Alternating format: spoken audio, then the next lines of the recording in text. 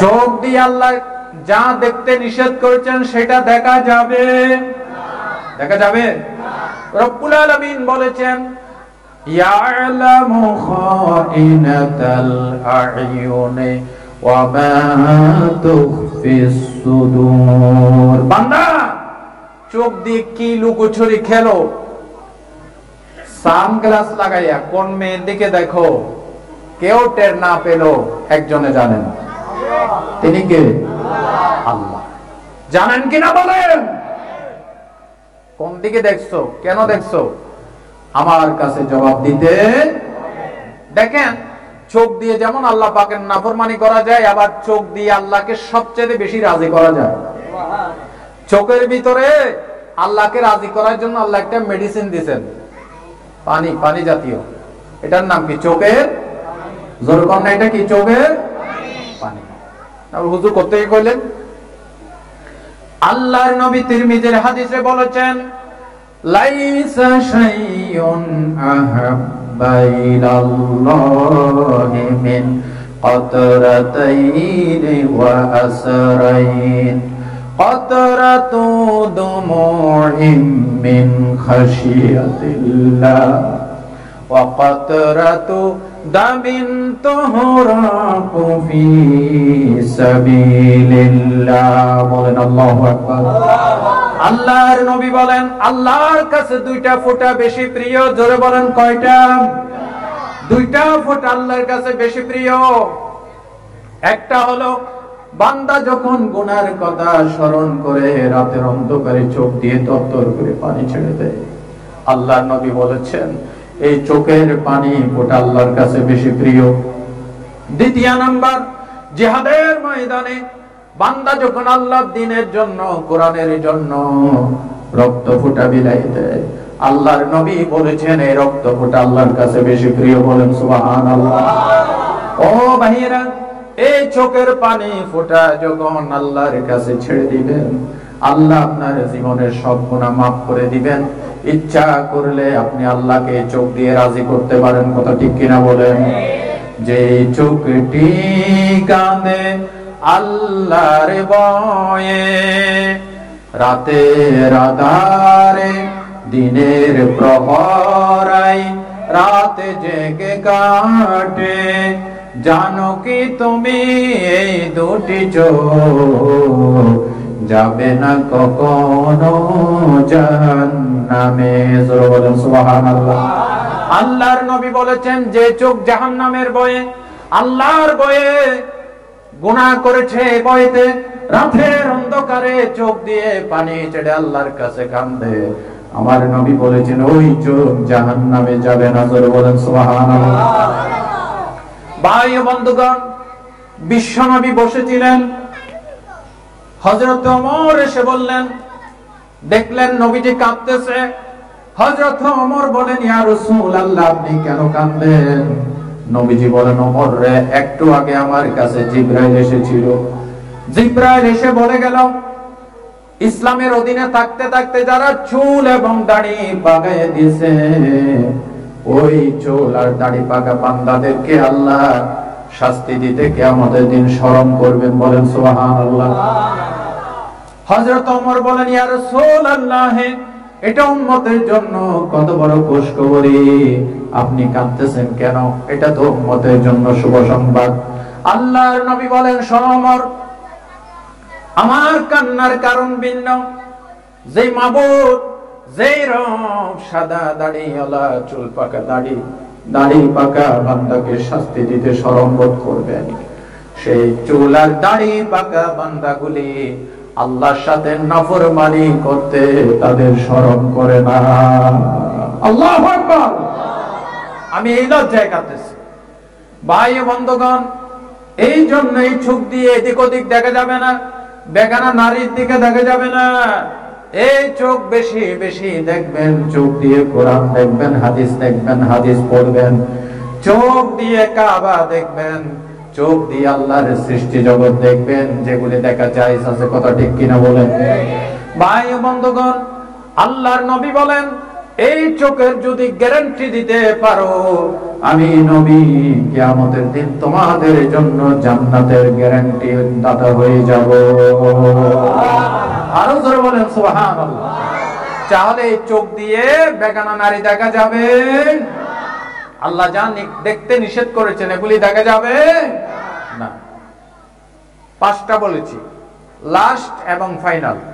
6 number, রাসূলুল্লাহ বলেছেন ওয়াকুফু আইদিয়াকুম, তোমরা তোমাদের হাতের হেফাজতের গ্যারান্টি দাও। আমি মুহাম্মদ সাল্লাল্লাহু আলাইহি ওয়াসাল্লাম তোমাকে জান্নাতের গ্যারান্টি দেব। সুবহানাল্লাহ। এই যে হাত, এই দুটা কি হাত? এই হাত কয় রকম? এটা হচ্ছে বাস্তব হাত, আবার অনেকগুলি অন্য হাতও আছে। ক্ষমতার হাত, শক্তির হাত, সাহায্যের হাত, টাকা পয়সার হাত, প্রভাব প্রতিপত্তির হাত আছে কিনা? কিয়ামতের দিন আল্লাহ সবগুলি হাতের বিচার করবেন, ঠিক কিনা? আপনার হাত কত দূর লম্বা, আপনার এই হাত দিয়ে কত অবৈধ সিগনেচার দিয়েছেন, কত মদের লাইসেন্স দিয়েছেন, কত মানুষকে হত্যার নির্দেশ দিয়েছেন, সবকিছু কে জানে? আল্লাহ জানে। আল্লাহ বলেন শুধু এই হাতের বিচার করবো। তোমার হাত কত দূর লম্বা এটা কেউ না জানলেও কে জানেন? সবগুলি হাত। লোকেরা কয় না কয় এই কাজে আমার কোনো হাত নাই। হাত নাই মানে আমি নিজে, আমার কোনো সাহায্য সহযোগিতা নাই। হাত মানি সহযোগিতা, হাত মানি প্রভাব, হাত মানি ক্ষমতা, অনেক কিছু আছে। এই সবগুলি হাত কিয়ামতের দিন আল্লাহ জবাব নিবেন, ঠিক কিনা বলুন?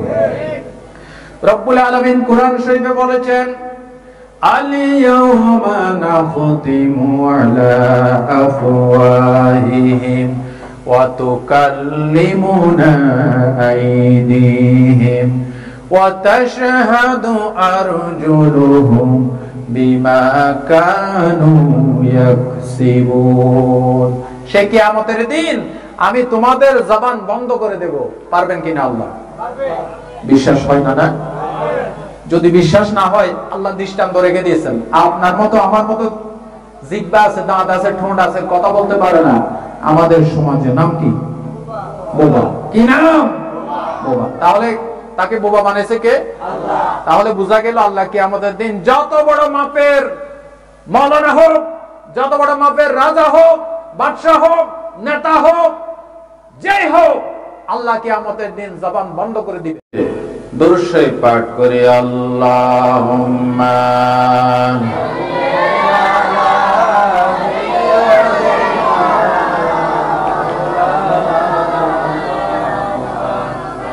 ওয়া আলা আলি সাইয়্যিদিনা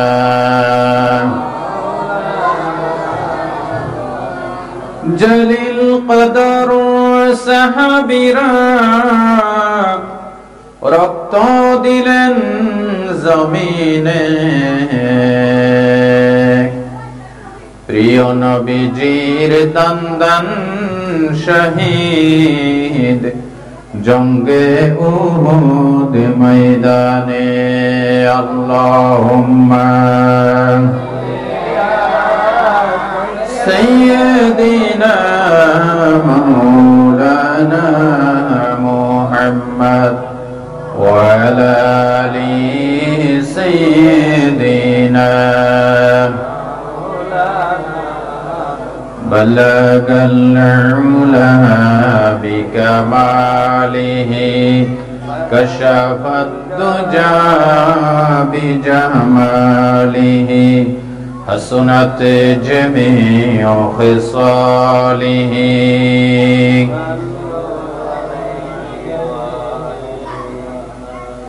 खुद नाते जुरहा पर गैरों के हादी बन गए, क्या नजर थी जिसने मर्दों को मसीहा कर दिया। बलगल उला बिकमालिही हसनत जमीउ खिसालिही।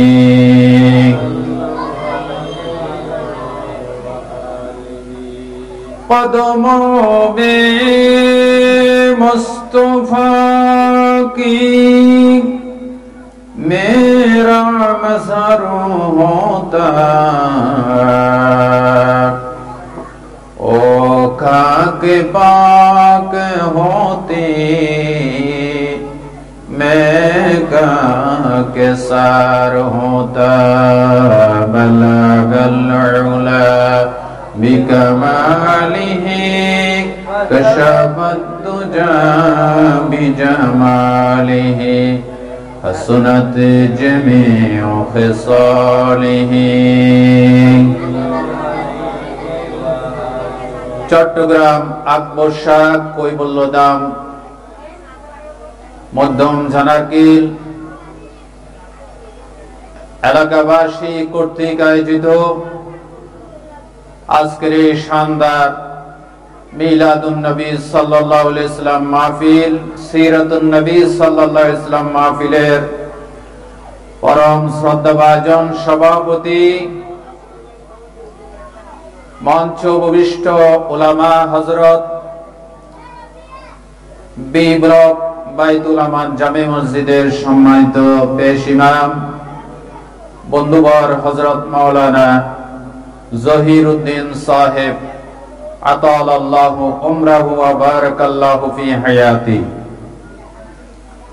মঞ্চ উপবিষ্ট অন্যতম আলেমে দ্বীন ফিরোজ শাহ বড় মাদ্রাসার সম্মানিত মুদারিস মুহিব্বি ও মুখলিসি হযরত মাওলানা তারেক আজিজ সাহেব,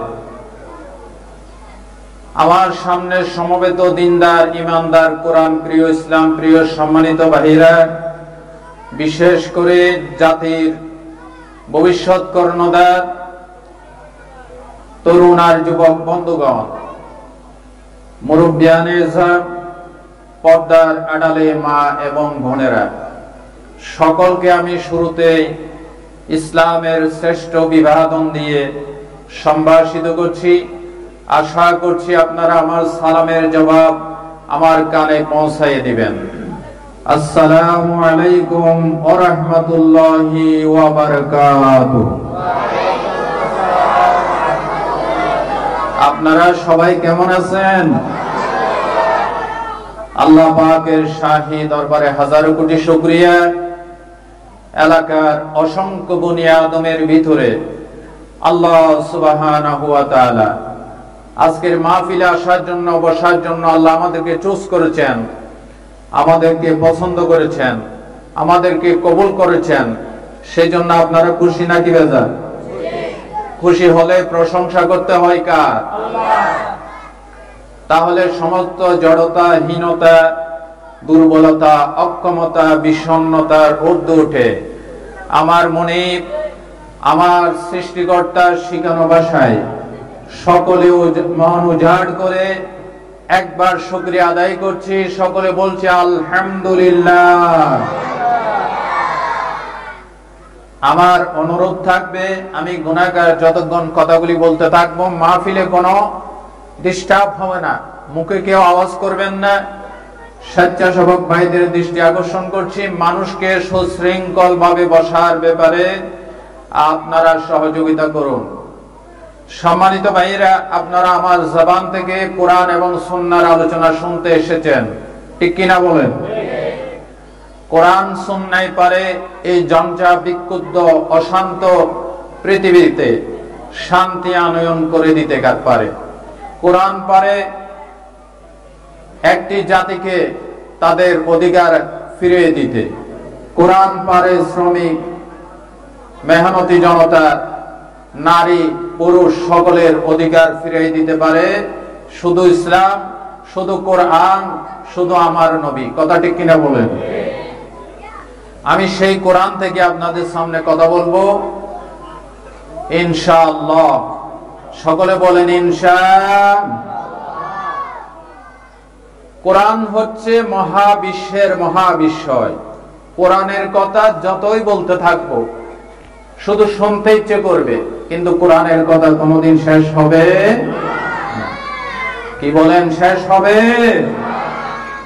আল্লাহ রাব্বুল আলামিন কোরআন শরীফের ভিতরে বলেছেন, নবী আপনি বলে দেন قل لو كان البحر مدادا لكلمات ربي لنفد البحر قبل أن تنفد كلمات ربي ولو جئنا بمثله مددا আল্লাহ তাআলা বলেন, নবী আপনি বলে দেন, আমার রবের কালামের ব্যাখ্যা লেখার জন্য তামাম পৃথিবীর সমুদ্রের পানি, মহাসমুদ্রের পানি যদি কালি হয়ে যায়, আর তাই দিয়ে যদি আমার রবের কালামের ব্যাখ্যা লেখা শুরু হয়ে যায়, লিখতে লিখতে সমুদ্রের পানি, মহাসমুদ্রের পানি শেষ হয়ে যাবে, আমার আল্লাহ রব্বুল আলামিনের কালামের ব্যাখ্যা লেখা শেষ হবে না। সাগরের জলকে কালি করে গাছের পাতাকে খাতা করে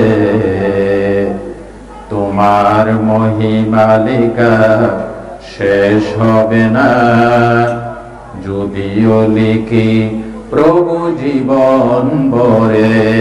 আল্লাহু আকবার। আল্লাহর কথা বলা, আল্লাহর কথা শোনা, আল্লাহর কোরআনের ব্যাখ্যা বিশ্লেষণ কোনদিন শেষ হবে না। সেই কোরআন থেকে, সেই সুন্নাহ থেকে আজকে আলোচনা করব। প্রিয় ভাই সব, নবী করিম সাল্লাল্লাহু আলাইহি ওয়াসাল্লাম আমাদের আদর্শ, আমাদের মডেল। নবী ছাড়া, নবীর সুপারিশ ছাড়া কেউ জান্নাতে প্রবেশ করতে পারবে না। নবীজি যদি আমাদেরকে জান্নাতে ঢুকান তো ঢুকতে পারবো, আর নবীর পারমিশন ছাড়া আমরা তো দূরের কথা, কোন নবী রাসূলও জান্নাতে ঢুকতে পারবে না।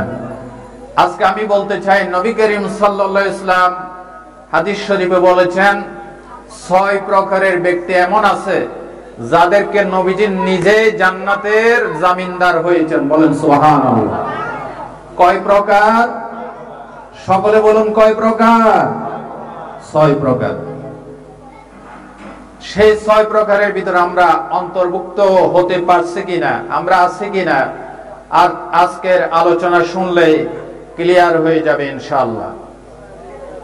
এই হাদিস কানা সিলসিলায়ে সহিহার ভিতরে, সহিহ ইবনে হিব্বানের ভিতরে এবং বাইহাকি শরীফের ভিতরে এই হাদিস কানা এসেছে।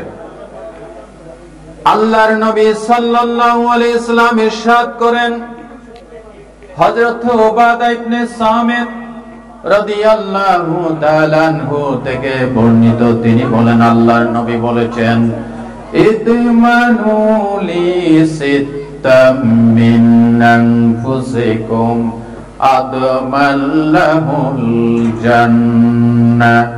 আল্লাহর নবী বলেন, ও আমার উম্মতেরা, তোমরা যদি আমাকে 6টা বিষয়ের জামিনের গ্যারান্টি দিতে পারো, 6টা বিষয়ের জামিন আমার কাছে দিতে পারো, আমি মুহাম্মদ সাল্লাল্লাহু আলাইহি ওয়াসাল্লাম তোমাদের জন্য জান্নাতের জামিনদার হয়ে যাব। বিশ্বনবী বলেন, নাম্বার 1, উসদুকু ইযা হাদাসতুম। 1 নাম্বার, প্রথম নাম্বার হচ্ছে, কথা যখন বলবে তখন সত্য কথা বলবে। জোরে বলেন সুবহানাল্লাহ। কথা বললে কি কথা বলবে? সত্য কথা। আমরা যে কথা বলি, কথা বলার জন্য লিসান, জিহ্বা, এই জিহ্বাটা আমাদেরকে দিয়েছেন কে? আল্লাহ। কথা জোরে বলতে হবে, কে দিয়েছেন? আল্লাহ। এই যে আল্লাহ বললেন, আপনার এই জিহ্বা যদি নড়াচড়া না করে আপনি আল্লাহ বলতে পারবেন? আচ্ছা, জিহ্বা আর ঠোঁটের কথা বলা, তাদের ভিতর কি দারুণ সম্পর্ক দেখেন। জিহ্বা যদি বলে, ঠোঁট তুমি কথা বলো গিয়ে, আমি নড়াচড়া করতে পারবো না, আমি মোরাকাবায় বসলাম, কথা বের হবে? আবার জিহ্বা যদি নড়াচড়া করে, ঠোঁট দুইটা যদি বলে, জিহ্বা তুমি একা কথা বলো গিয়ে, আমি কথা বলতে পারবো না, আমি মুখে তালা এঁটে দিলাম, কথা বের হবে? জিহ্বা আর ঠোঁট এই দুইয়ের নড়াচড়ার মাধ্যমে কথাগুলি ডেলিভারি হয়। বলেন সুবহানাল্লাহ।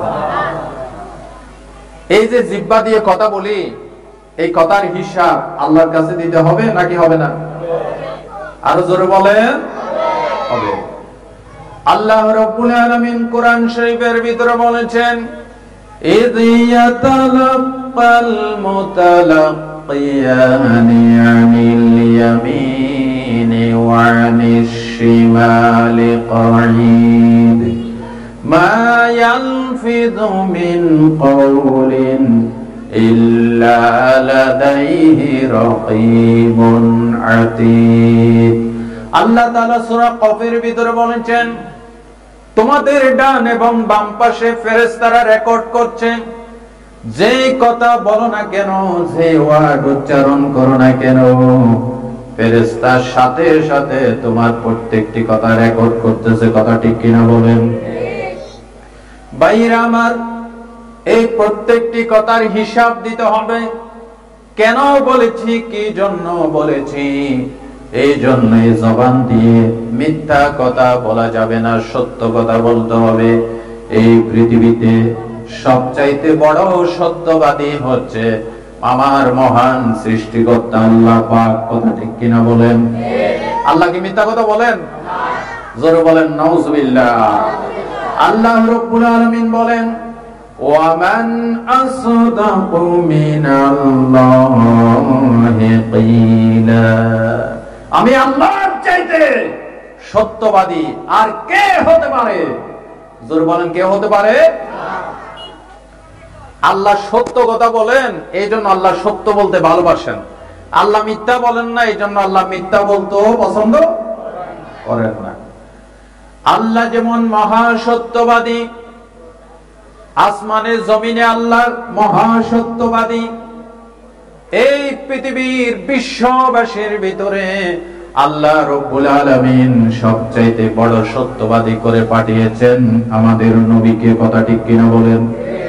আমার নবীর মতো এত বড় সত্যবাদী পৃথিবীতে আর কেউ ছিল না, অতীতে আসবে না। আরব জাহানের সেই কাফের মুশরিকরা বিশ্ব নবীর সত্যবাদিতা দেখে তারা বলেছিল সাদিকুল মাসদুক, মহা সত্যবাদী। এই গোটা পৃথিবীর এই রঙ্গমঞ্চে যত রাজনৈতিক নেতা এসেছে, কবি এসেছে, দার্শনিক এসেছে, সাহিত্যিক এসেছে, কলামি এসেছে, বুদ্ধিজীবী এসেছে, যদি তাদের জীবনীটা যদি পর্যালোচনা করা হয়, জরিপ করা হয়, তাহলে বুড়ি বুড়ি মিথ্যা তাদের জীবনে পাওয়া যাবে। কথা ঠিক কিনা বলেন? কিন্তু একমাত্র ব্যক্তি আমার নবীজি মুহাম্মদ সাল্লাল্লাহু আলাইহি সাল্লামের জীবনে পর্যালোচনা যদি করা হয়, নবুয়তের জীবনের আগে নবুয়তের জীবন সবগুলি যদি এক করা হয়, আমার নবীর জীবনে একটি মিথ্যা কথা পাওয়া যাবে? আরো জোরে বলেন, পাওয়া যাবে? আমি যদি আপনাদেরকে জিজ্ঞাসা করি 63 বছর হায়াতের ভিতরে জীবনে একটি মিথ্যা কথা বলেন নাই, তার নাম কি? জোরে বলেন, তার নাম কি?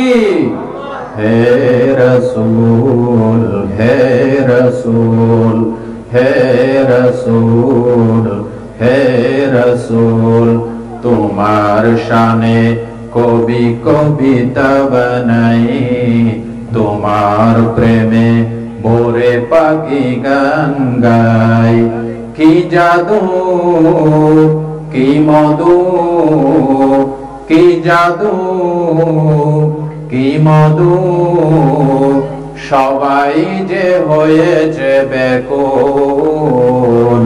হে রাসূল, হে রাসূল, জোরে হে রাসূল, হে রাসূল, দরায় এসে তুমি জ্বেলেছ আলো, দূর করেছ যত আঁধার কালো। কি রবি, কি শশী, কি রবি, কি শশী, সবাই যে হয়েছে বেকুল। হে রাসূল, হে রাসূল, মারহাবা বলে। আমার নবীর চাইতে এত মহা সত্যবাদী পৃথিবীতে অন্য কোন মানুষ নাই। পৃথিবীতে বহুত নেতার নাম আমরা শুনেছি, বহুত কিছু করে ফেলেছে, কিন্তু ইনকোয়ারি করলে দেখা যায় তার জীবনের অধিকাংশ কাজকর্ম মিথ্যার উপর নির্ভরশীল। কথা ঠিক কিনা বলেন? আমার নবী 63 বছরের হায়াতের ভিতরে একটি মিথ্যা কথা বলেন, যার কারণে শুধু মুসলিম নয়, শুধু নারী পুরুষ নয়, শুধু বাংলাদেশ নয়, মক্কা মদিনা নয়, ইউরোপ আমেরিকা নয়, গোটা পৃথিবীর সমস্ত খ্রিস্টানেরা পর্যন্ত আমার নবীর বেশি প্রশংসা করেছেন। জোরে বলেন সুবহানাল্লাহ। এনসাইক্লোপিডিয়া ব্রিটানিকাতে লেখা হয়েছে, as a religious teacher, as a founder, as a leader, as a ruler, as a lawgiver, as a lawmaker, as a justice, as a commander, Muhammad is the superpower, superman of the world. জোরে বলেন সুবহানাল্লাহ।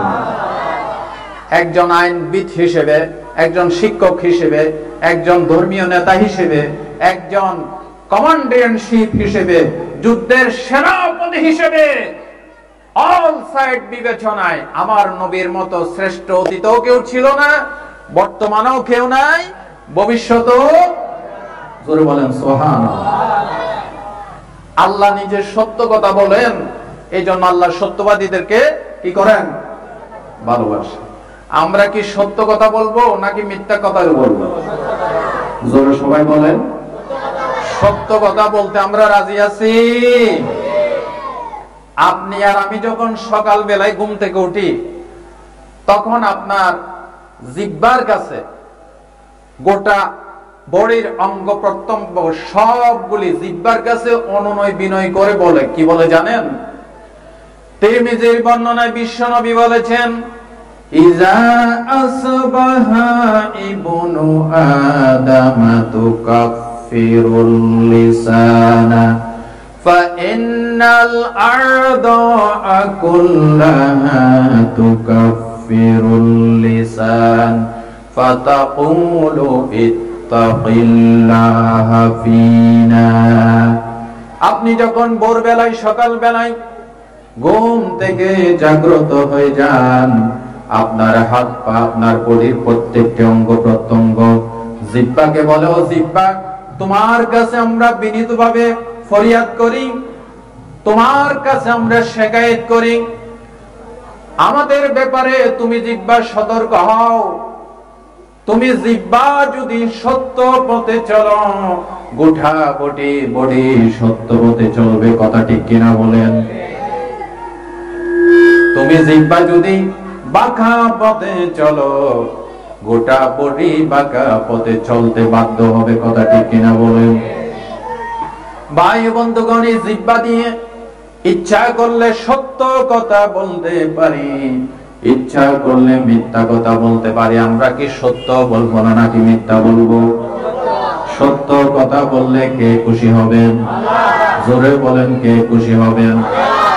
আল্লাহ রাব্বুল আলামিন কোরআন শরীফের সূরা আল মাইদার ভিতরে বলেছেন, ক্বালাল্লাহু হাযা ইয়াউমু ইয়ানফাউস সাদিকিনা সিদকুহুম লাহুম জান্নাতুন তাজরি মিন তাহতিহাল আনহার খালিদিনা ফিহা আবাদা। জোরে বলেন আল্লাহু আকবার। আল্লাহ তাআলা কিয়ামতের দিন বলবেন, ও সত্যবাদীরা, যারা দুনিয়াতে সত্যের উপর জীবন যাপন করেছো, সত্য নির্ভর জীবন যাপন করেছো, তোমাদের সত্যবাদিতা আজকে কিয়ামতের দিন তোমাদের সত্যবাদিতা তোমাদেরকে উপকার করবে। জোরে বলেন সুবহানাল্লাহ। ভাইরা আমার, আল্লাহ রাব্বুল আলামিন সূরা তাওবার ভিতরে বলেছেন, ইয়া আইয়ুহাল্লাযীনা আমানু তাকুল্লাহা ওয়া কুনু মা'আস সাদিকিন। ও হে বিশ্বাসীগণ, তোমরা আমি আল্লাহকে ভয় করো। ভয় করবে কাকে? আর কি ওয়াকুনু মা'আস সাদিকিন, সত্যবাদীদের ভিতরে তোমরা অন্তর্ভুক্ত হয়ে যাও। জোরে বলেন সুবহানাল্লাহ। জান্নাতে যারা যাবে, জান্নাতের চিফ গেস্ট, প্রধান অতিথি 4 ভাগে বিভক্ত। কয় ভাগে বিভক্ত? আল্লাহ তাআলা বলেছেন মিনান নাবিয়িন ওয়াস সিদ্দিকিন ওয়াশ শুহাদা ওয়াস সালিহিন। এই 4 শ্রেণীর জান্নাতের চিফ গেস্টের ভিতরে অন্যতম একটি আসন আল্লাহ রাব্বুল ইজ্জত ওয়াল জালাল যারা সত্যবাদিতার উপর জীবন যাপন করবে তাদের জন্য রেখেছেন। আমাদের সমাজে সত্য কথা বেশি বলে মানুষে নাকি মিথ্যা কথা বেশি বলে? মিথ্যা কথা বেশি বলে। বক্তৃতায় অনেক সময় আমি বলে থাকি, এক পাওনাদার আসছে পাওনা নেওয়ার জন্য, তো গেটের বাহির থেকে ডাক দিছে, ব্যাপারী সাহেব বাসায় আছেন? ব্যাপারী সাহেব। তো সে তো আওয়াজ শুনে বুঝে ফেলছে পাওনাদার আসছে, কথা রেখে দেখো, আওয়াজ শুনে বুঝে ফেলছে। ছেলেকে বলতেছে বাবা এদিকে আসো, গেটের বাইরে গিয়ে সালাম দিয়ে বলবে আমার আব্বা বাসায় নাই। ছেলে বাইরে গেটের বাইরে গিয়ে বলতেছে আসসালামু আলাইকুম, আমার আব্বা কইছে আমার আব্বা নাকি বাসায় নেই। চমৎকার বাপ, ছেলেকে মিথ্যা ট্রেডিং দেয়, কথা ঠিক কিনা বলেন? আবার অনেকে পাওনাদারের বয়ে গেটের সামনে লিখে রাখে কুকুর হইতে সাবধান, কুকুর হইতে সাবধান। পাওনাদার এসে যাতে বাড়ির ভিতর ঢোকার চেষ্টা না করে, কারণ কুকুরকে সবাই ভয় করে নাকি করে না? করে।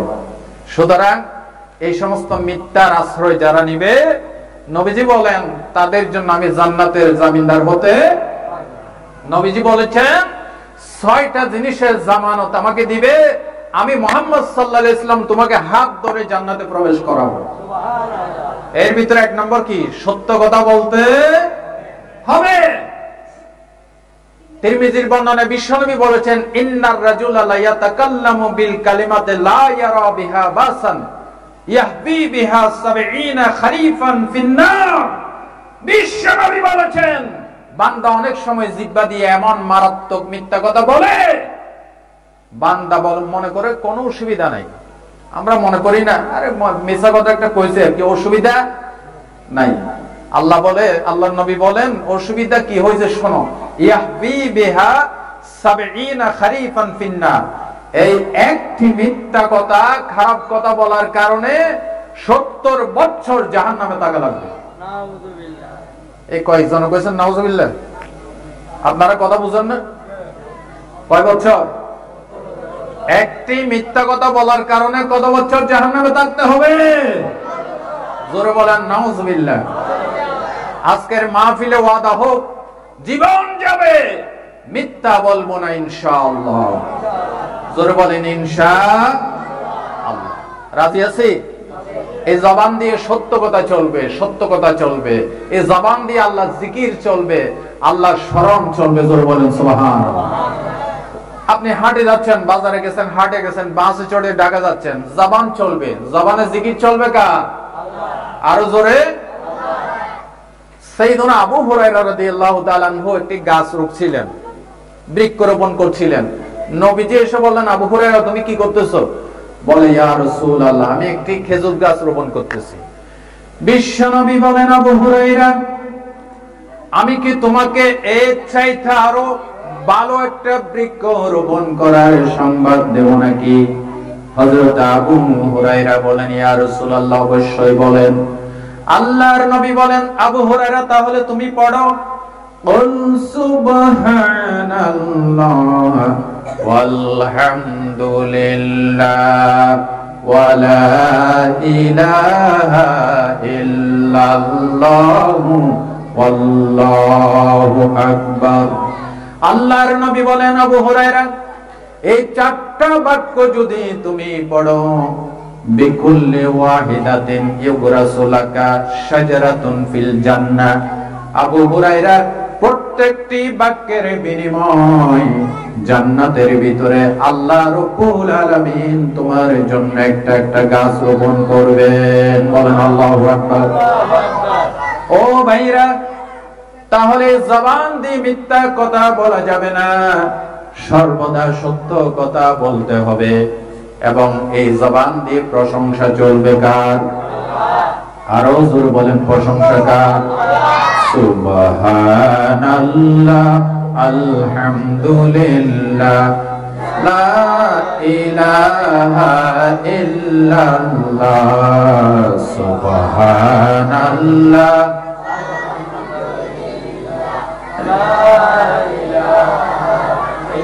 তুমি বাঁচাও, তুমি মারো, অবিরত ক্ষমা করো, তুমি বাঁচাও, তুমি মারো, অবিরত ক্ষমা করো।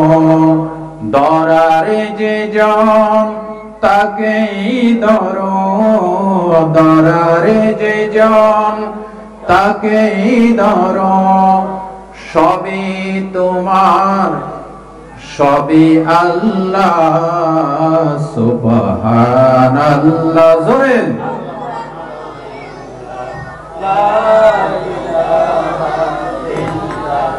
জোরে সরে বলেন আলহামদুলিল্লাহ।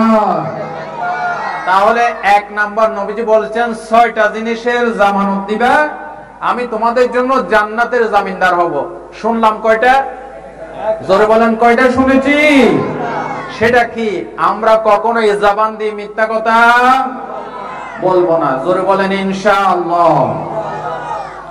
দ্বিতীয় নাম্বার নবীজি বলেছেন ওয়া আউফু ইযা হাত্তুম, ওয়াদা পূরণ করবে যখন কারো সাথে ওয়াদা করবা। ওয়াদা কি করবে? পূরণ করবে। ওয়াদার বরখেলাপ করা যাবে না। কারণ ওয়াদা আবার দুই রকম, একটা হচ্ছে আল্লাহর সাথে ওয়াদা, আল্লাহর সাথে চুক্তি, আর একটা হচ্ছে বান্দার সাথে চুক্তি। ওয়াদা কয় রকম? দুই রকম। একটা কার সাথে? আর একটা বান্দার সাথে। আল্লাহর সাথে আমরা ওয়াদা করেছি রূহের জগতে।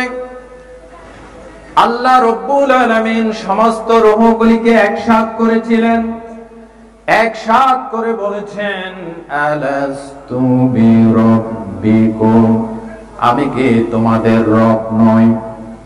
আমি কি তোমাদের প্রতিপালক নই? সকলে একযোগে বলেছিলেন ক্বালু বালা, কেন নয়, অবশ্য আপনি আমাদের রব। আল্লাহ রূহের জগতে আমাদের থেকে স্বীকৃতি নিয়েছেন, জমিনে আসার পর আল্লাহ ছাড়া আর কারো বিধান মানা যাবে ওয়াদা নিছেন কে? আল্লাহ।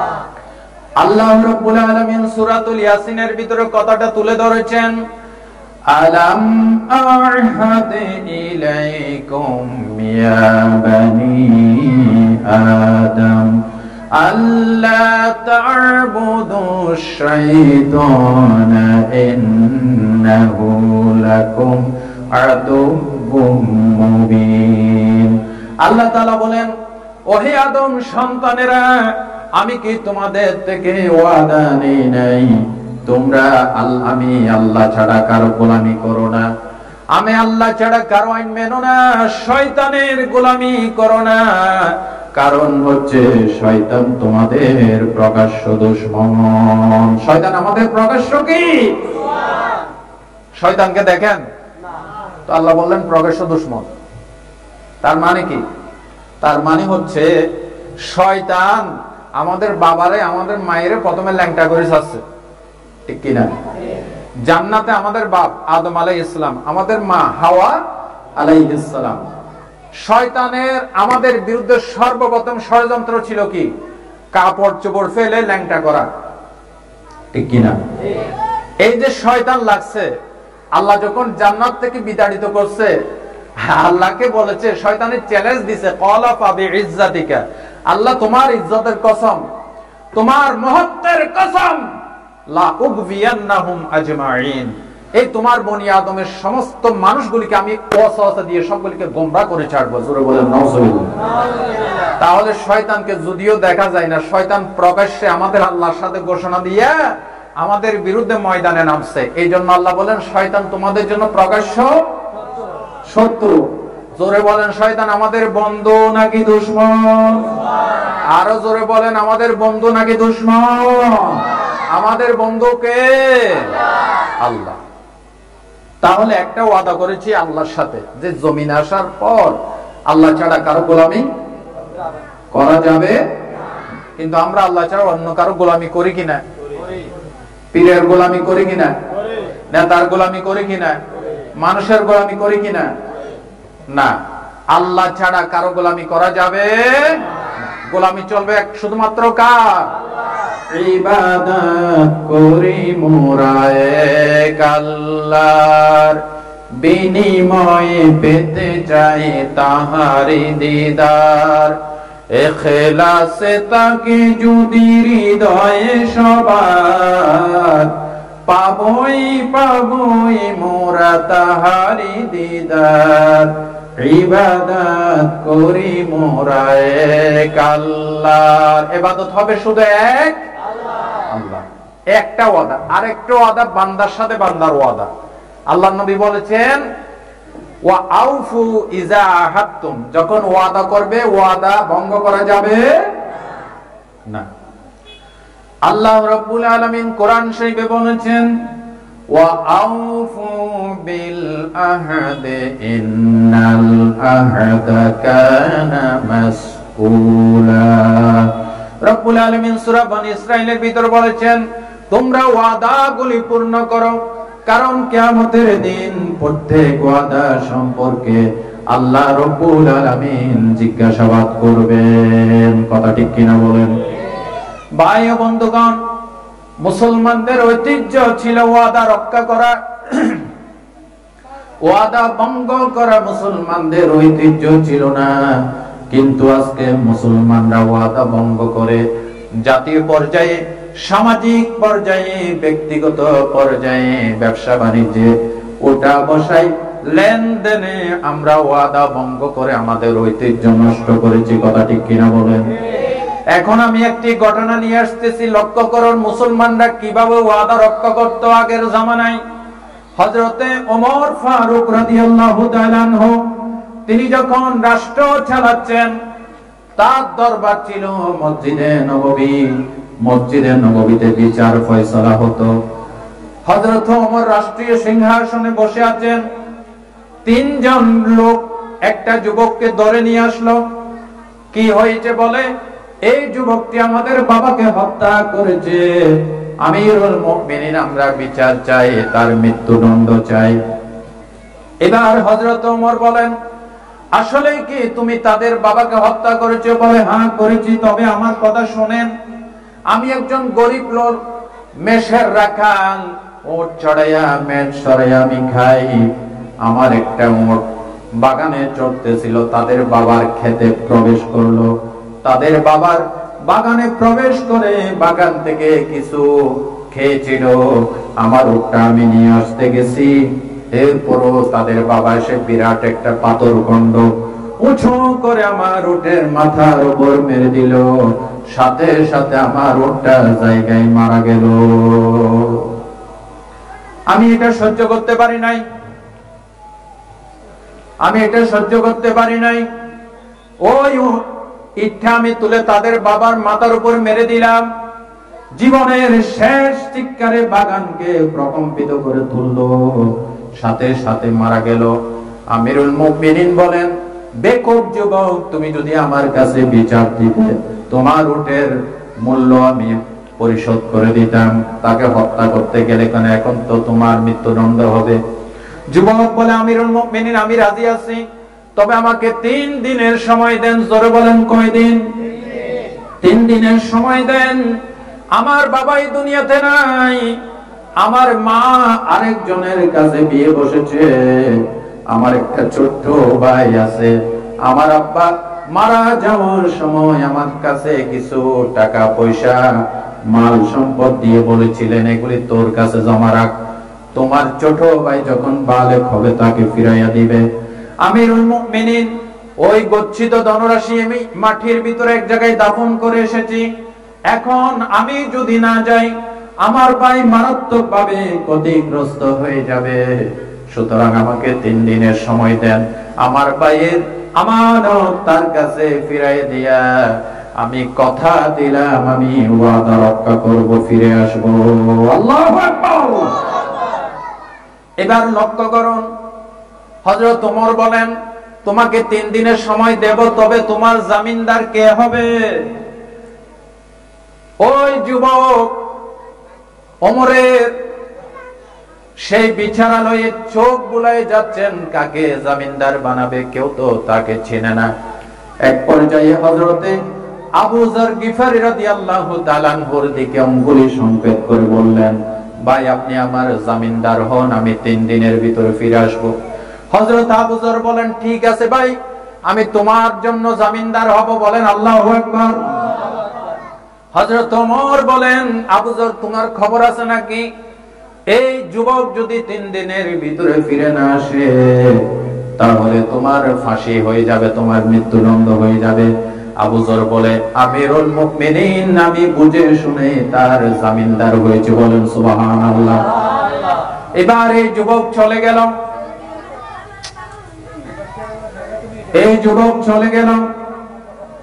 প্রথম দিন অতিবাহিত হয়ে গেল, দ্বিতীয় দিন অতিবাহিত হয়ে গেল, তৃতীয় দিন সূর্য ডুববে এমন অবস্থায় ওমরের দরবারে সবাই কানাঘুষা করতেছে, এই যুবক তো এখনো ফিরে আসলো না, আবু যরের মৃত্যুদণ্ড হয়ে যাবে। সবাই বলাবলি করতেছে, কাছার পাখি যদি একবার ফিরে চলে যায়, এটার ফিরে আসে না, এই যুবক আর আসবে না।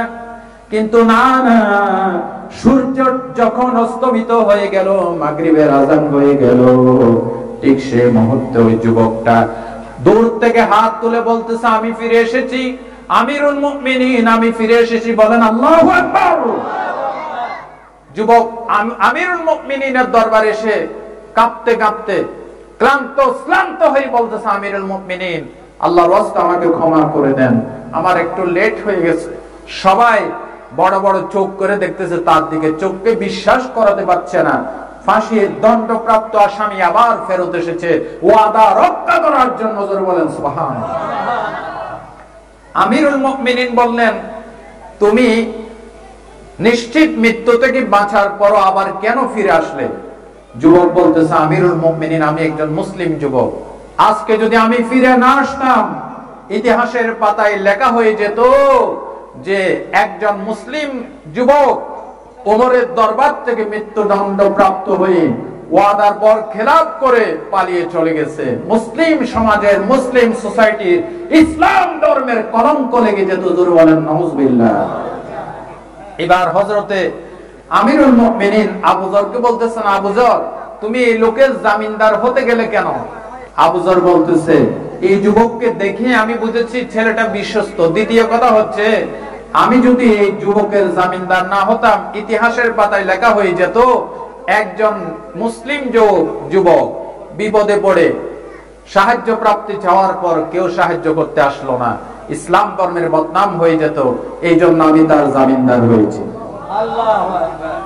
এবার এই যে 3 ভাই যাদের বাবাকে মারছিল বাদী, তারা বলতেছে, আমিরুল মুমিনিন, আমার বাপ তো মারাই গেছে, আমার বাপ তো ফিরে আসবে না, আমি এই যুবককে আমরা মাফ করে দিলাম। ভালো করে বলেন। এবার আমিরুল মুমিনিন বলতেছে, ও ছেলেরা, ভাই এখানে কি হয়েছে, কথা কি আপনি বলবেন না এখানে বন্ধ করে দেব? কি সমস্যা? এইরকম দৃষ্টা বলে তো বাস করা যাবে না। এবার আমিরুল মুমিনিন বলতেছে, তোমরা এদেরকে মাফ করে, একে মাফ করলে কেন? ওই 3 ভাই বলতেছে, একটা মুসলিম যুবক 3 দিন মরুপথ অতিক্রম করে শুধুমাত্র ওয়াদা রক্ষা করার জন্য আবার মৃত্যুদণ্ডের পথে ফিরে এসেছে। ইসলামের মহান আদর্শ থেকে আমরা অভিভূত হয়েছে, এই জন্য তাকে মাফ করে দিয়েছি। ও যুবক ভাইরা, আমার মুসলিম ভাই বোনেরা, এটাই ছিল মুসলিম জাতির শ্রেষ্ঠ ইতিহাস। ঠিক কিনা? যখন ঠিক কিনা? আজকে ওয়াদা খেলাফির সয়লাব চলতেছে সমাজে, ঠিক না? যখন ঠিক না?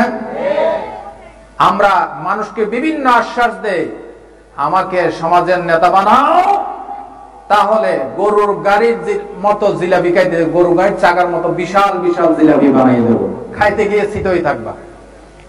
ঠিক কিনা? যখন ঠিক কিনা? এক এলাকায় এক মেম্বার বা চেয়ারম্যান, সে বলেছিল, আমাকে মেম্বার বানাও, আমাকে চেয়ারম্যান বানাও, তাহলে তোমাদের এলাকায় আমি একটা কালভার্ট বানাই দেব। লোকেরা বলতেছে স্যার আমাদের এলাকায় তো কোনো খাল নাই, আমরা ব্রিজ দিয়ে কি করবো? বেশি কথা বলো, দরকার হলে খাল একটা আমি কেটে দেবো। দেখতেন অবস্থা, খাল একটা কেটে দিলাম।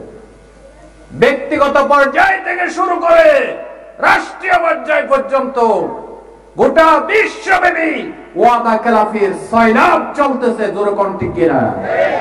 সুতরাং এটা মুসলিম জাতির ঐতিহ্য নয়। আবার নবীর আদর্শ, ওয়াদা খেলাফ করা যাবে? আল্লাহর নবী বলেছেন, বুখারীর হাদিস, ইন্নাল গাদিরা ইউনসাবু লাহু লিওয়াআন ইয়াউমাল কিয়ামাহ ফায়ুকালু আলা হাযিহি গাদরাতু ফুলান ইবনে ফুলান। কিয়ামতের দিন প্রত্যেক ওয়াদা খেলাফির জন্য, প্রতিশ্রুতি ভঙ্গকারীর জন্য আল্লাহ একটা পতাকা উড়াইয়ে দিবেন। এই পতাকায় লেখা থাকবে অমুকের ছেলে অমুকের ওয়াদা ভঙ্গের পতাকা। জোরে বলেন নাউজুবিল্লাহ। ভাই বন্ধুগণ, তাহলে দ্বিতীয় গুণাবলী, কখনো ওয়াদা খেলাফ করা যাবে? হাদিসে কুদসির ভিতরে এসেছে, ক্বাল আল্লাহু সুবহানাহু ওয়া তাআলা সালাসাতুন আনা খাসমুহুম ইয়াউমাল কিয়ামাহ। তিন শ্রেণীর লোকের বিরুদ্ধে কাল কিয়ামতের ময়দানে আমি আল্লাহ নিজেই বাদী হব। নাউজুবিল্লাহ বলতে ইচ্ছে করেন? আল্লাহ যদি আপনার বিরুদ্ধে বাদী হন, আপনার জান্নাত জান্নাত নাকি জাহান্নাম? আরো জোরে বলেন, জাহান্নাম। আল্লাহ বলেন আমি কিয়ামতের দিন তিন শ্রেণীর লোকের বিরুদ্ধে কি হব? বাদী হব। নাম্বার 1, রাজুলুন আতাবি সুম্মা গাদারা। এক নাম্বার, যে ব্যক্তি আমার নামে ওয়াদা করে ওয়াদা ভঙ্গ করলো, কিয়ামতের দিন আমি আল্লাহ নিজে তার বিরুদ্ধে কি হব? বাদী হব। দ্বিতীয় নাম্বার, রাজুলুন বাআ হুররান ফাকালা সামানাহু। ওই লোক, যে লোক স্বাধীন মানুষকে বেচা কিনা করে তার মূল্য ভোগ করলো। বাংলাদেশে মানুষ আদম ব্যাপারী আছে না নাই? জোরে কোন আছে না নাই? মানুষকে গুম করে, লুট করে, মানুষকে বেচা বিক্রি করে, পাচার করে, এই ধরনের ঘটনা আছে নাকি নাই? আছে। বিশ্বনবী বলেছেন, আল্লাহ তাআলা বলেছেন, কিয়ামতের দিন যারা মানুষ বেচে, স্বাধীন মানুষকে বিক্রি করে টাকা ভোগ করলো, আমি তার বিরুদ্ধে বাদী হব। 3 নাম্বার, আল্লাহ তাআলা বলেছেন, রাজুলুন ইস্তাজারা আজিরান ফাস্তাওফা মিনহু ওয়া লাম ইউতা আজরাহ। ওই ব্যক্তি, যে ব্যক্তি কোন মানুষকে শ্রমিকের কাজে লাগাইলো, তার থেকে 100% কাজ বুঝে নিল, কিন্তু তার বেতনটা পুরোপুরি দিল না। আল্লাহ কিয়ামতের দিন এই 3 ব্যক্তির বিরুদ্ধে আল্লাহ নিজেই বাদী হবেন। জোরে বলেন নাউজুবিল্লাহ। তাহলে এতগুলি কোরআন হাদিস থেকে আমি একটা একটা দলিল দিলে সারা চলে যাবে, আমি ওইদিকে যাচ্ছি না। তাহলে দ্বিতীয় নাম্বার কোয়ালিটি, কখনো ওয়াদা খেলাফ করা যাবে? 3 নাম্বার, বিশ্বনবী বলেছেন 6টা জিনিসের জামানত আমাকে দিলে আমি জান্নাতের জামিনদার হয়ে যাব। বিশ্বনবী বলেছেন 3 নম্বরের গুণাবলী হবে ওয়াআদুল আমানাতা ইযা তুমিনতুম। যখন কারো আমানত তোমাদের কাছে গচ্ছিত রাখা হয়, আমানতের খেয়ানত করো না। জোরে বলেন সুবহানাল্লাহ। আমানতের খেয়ানত করা যাবে? একটা লোক আপনার কাছে 1 লক্ষ টাকা আমানত রাখছিল, বলছিল ভাই 1 বছর পরে এসে আমি নিয়ে যাব। 1 বছর পরে যখন আসছে, তো ভাই এই টাকা তো আমি খরচ করে ফেলছি, আচ্ছা দেবো অমুক মাসে অমুক দিন, এই যে ডেটের উপর ডেট দিতে আছে। এটা কি আমানত রক্ষা করা হলো নাকি খেয়ানত হলো? খেয়ানত। কথা বুঝে আসছে? আমানতের খেয়ানত করা যাবে? আল্লাহ রাব্বুল আলামিন কোরআন শরীফের ভিতরে বলেছেন, ইন্নাল্লাহা ইয়া'মুরুকুম মান তু'আদ্দুল আমানাতি ইলা আহলিহা। আল্লাহ তাআলা বলেন, আল্লাহ তোমাদেরকে নির্দেশ করেছেন যার যার আমানত তার প্রাপ্য হকদারের কাছে পৌঁছায় দিবা। নির্দেশ করেছেন কে? আল্লাহ। ভাই ও বন্ধুগণ, আমানতের খেয়ানত করা যাবে না। বিশ্ব নবী এই পৃথিবীতে সবচাইতে আমানতদার ব্যক্তি, জীবনে কারো আমানতের তিনি খেয়ানত করেন নাই। কথা ঠিক কিনা বলেন? আরব জাহানে তখনও তিনি নবী হন নাই, তখনও তিনি বালক। লোকেরা বিশ্বনবীর বিশ্বস্ততা দেখে, আমানতদারি দেখে সবাই লকব দিল আল আমিন, আল আমিন। সুবহানাল্লাহ বলুন, আল আমিন। সকলে রাসূল করিম সাল্লাল্লাহু আলাইহি ওয়াসাল্লামকে যারা শত্রু ভাবতো, তারাও রাসূলের কাছে টাকা পয়সা কি রাখতো? জমা রাখতো। কিন্তু তাদের নেতা, তারা নেতা বানাইছিল আবু জেহেলকে। নাউজুবিল্লাহ বলেন। এখনো এমন এমন মুসলমান আমাদের সমাজে আছে, হ্যাঁ, ইসলামকে খুব ভালো লাগে, বিশ্বস্ত ব্যক্তি, নামাজি ব্যক্তি, তার কাছে টাকা জমা রাখে, কিন্তু সমর্থনের ব্যাপার আসলে তখন গাঁজাড়ি জুয়াড়িকে আমরা সমর্থন করি। জোরে কোন ঠিক কিনা? তারা জানতো আবু জেহেল যদিও আমাদের লিডার, কিন্তু আবু জেহেলের কাছে টাকা পয়সা জমা রাখলে লুটপাট হয়ে যাবে। জোরে কোন ঠিক কিনা? এই জন্য সেই আরব জাহানের রাসূলের শত্রুগুলি রাসূলকে আলামিন বলে রাসূলের কাছে টাকা পয়সা জমা রাখছিল। রাসূল কি তাদের আমানতের খেয়ানত করেছেন? না। আজকে হিজরতের নির্দেশ হয়েছে, রাসূলুল্লাহ আজকে মক্কা থেকে মদিনায় চলে যাবেন।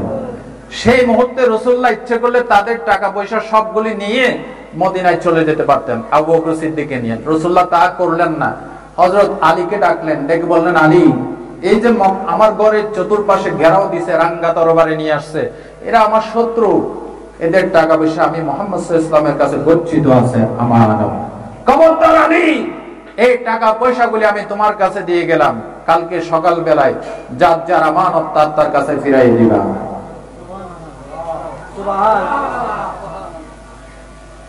এমন নেতাও কি এখন আছে? জোরে বল।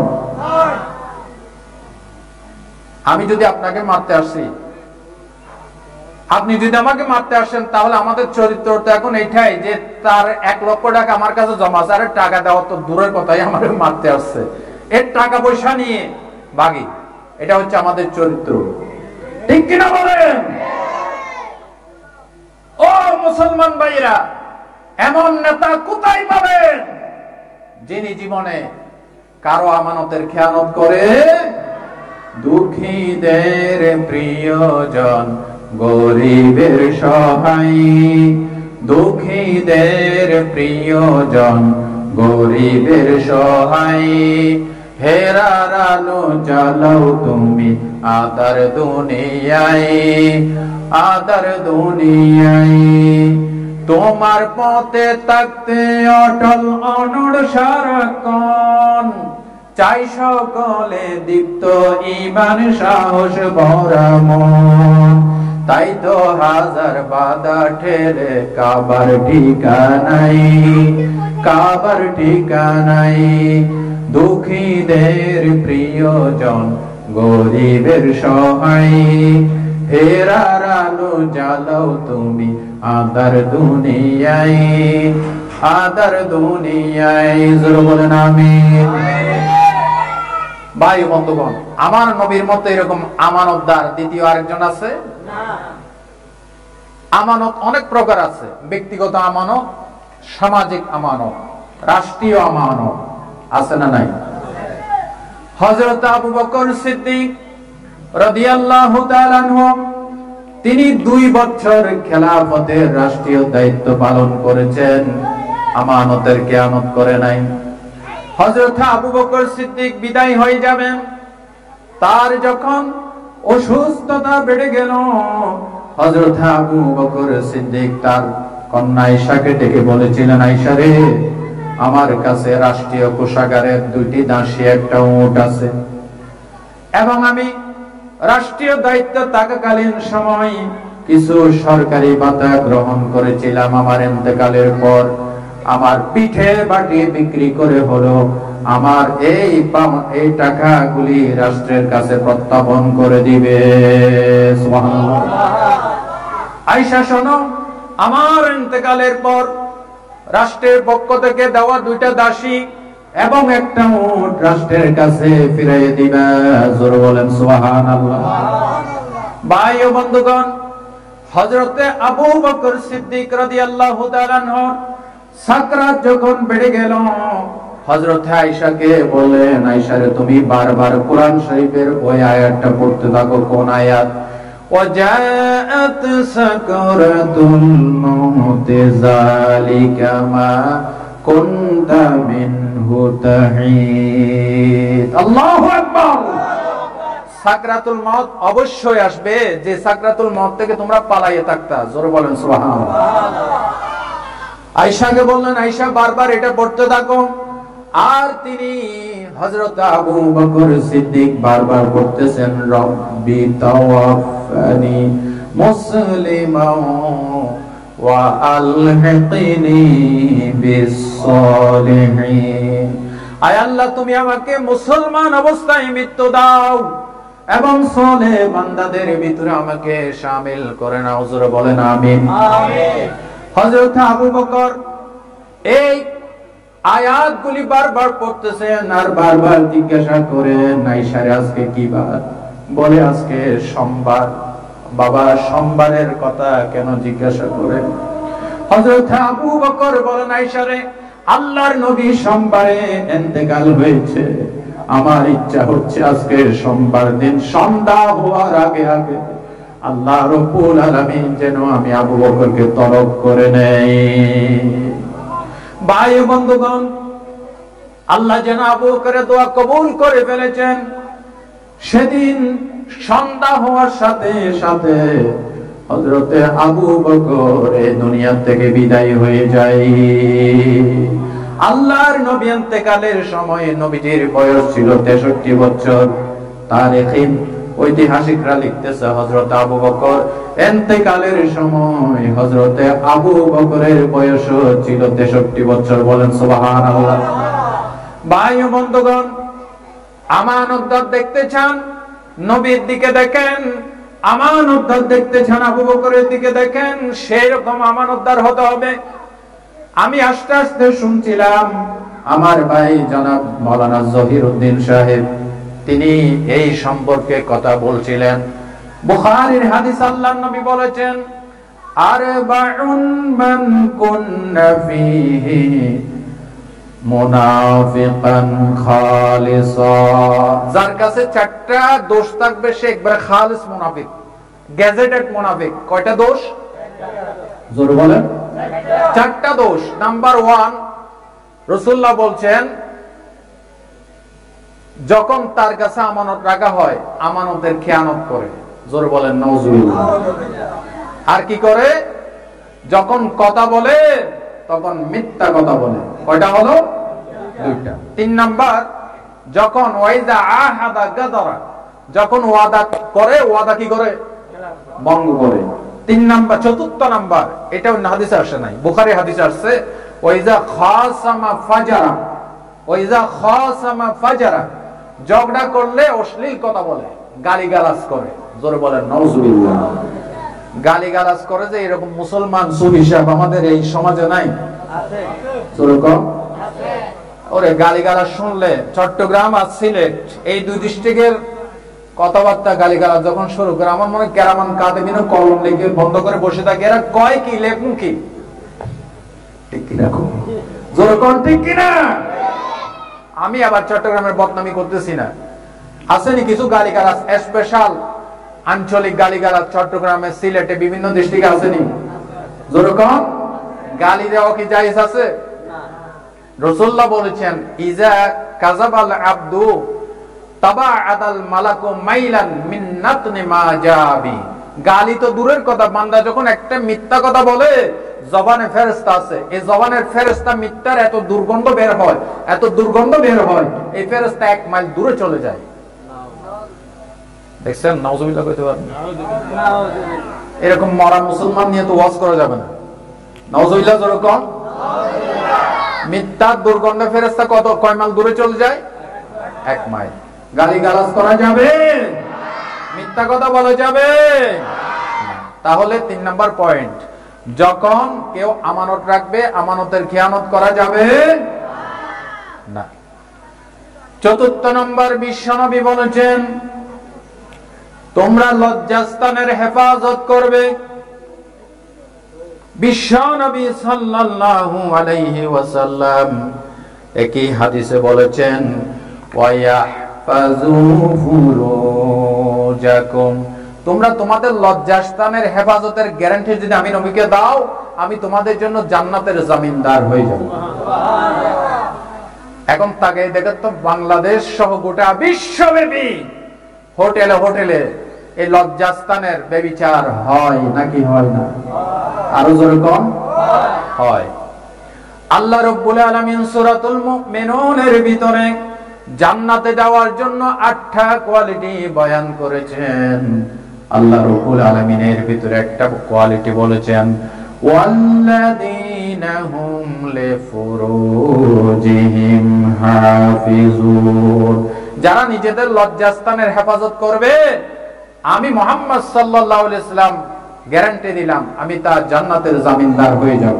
আর আল্লাহ বলেছেন জান্নাতে যাওয়ার জন্য 8টা কোয়ালিটি, এর ভিতরে একটা কোয়ালিটি হবে যারা নিজেদের লজ্জাস্থানকে হেফাজত করবে, ইল্লা আলা আজওয়াজিহিম আও মা মালাকাত আইমানুহুম ফাইন্নাহুম গায়রু মালুমিন, তবে হ্যাঁ নিজের দাসী অথবা স্ত্রী ছাড়া অন্য কোথাও এই লজ্জাস্থানের প্রয়োগ করা যাবে না।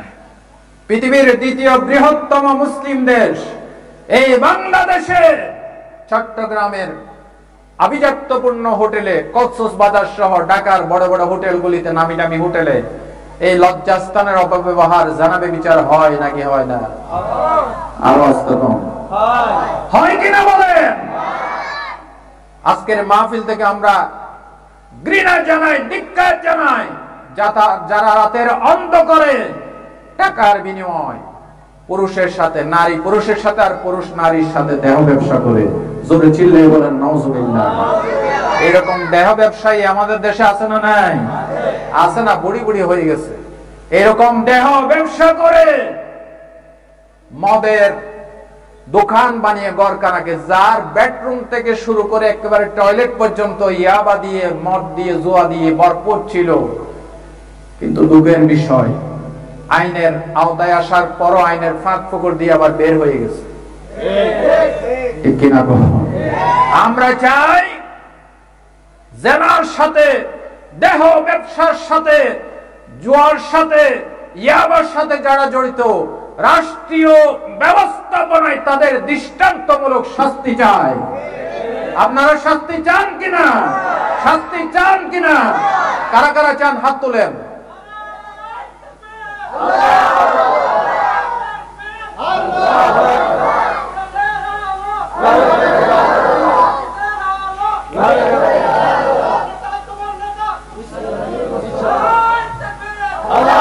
আলহামদুলিল্লাহ বলেন।